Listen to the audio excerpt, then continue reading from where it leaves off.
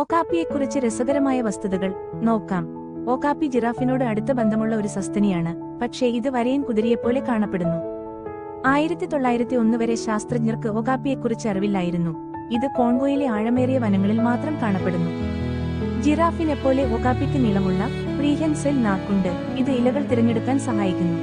ഒകാപ്പികൾ തമ്മിൽ സംസാരിക്കാൻ താഴ്ന്ന ഫ്രീക്വൻസി ശബ്ദങ്ങൾ ഉപയോഗിക്കുന്നു. ഇത് മനുഷ്യർക്ക് കേൾക്കാൻ കഴിയില്ല.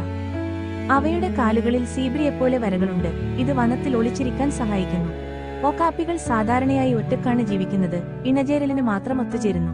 വനനശീകരണവും വേട്ടയാടലും കാരണം ഒകാപ്പികൾ ഇപ്പോൾ പ്രാണിസംരക്ഷണ പട്ടികയിലാണ്. ഒകാപ്പി ജിറാഫിന്റെ ഏക ജീവിച്ചിരിക്കുന്ന ബന്ധുവാണ്. രണ്ടും ജിറാഫിഡ കുടുംബത്തിൽ പെടുന്നു. ജിറാഫിന്റെ കഴുത്ത് നീളമുള്ളതും ഒകാപ്പിയുടെ കഴുത്ത് ചെറുതുമാണെങ്കിലും ഇവ രണ്ടും തുല്യമായ ജനിതക ഘടന പങ്കിടുന്നു. ഒകാപ്പികൾ പ്രധാനമായും രാത്രിജീവികളാണ്. അവ രാവിലെയോ വൈകുന്നേരമോ ചുറ്റുപാടുകൾ അന്വേഷിക്കുന്നു. അവയുടെ വലിയ ചെവികൾ അല്പ ശബ്ദങ്ങൾ പോലും കേൾക്കാൻ സഹായിക്കുന്നു.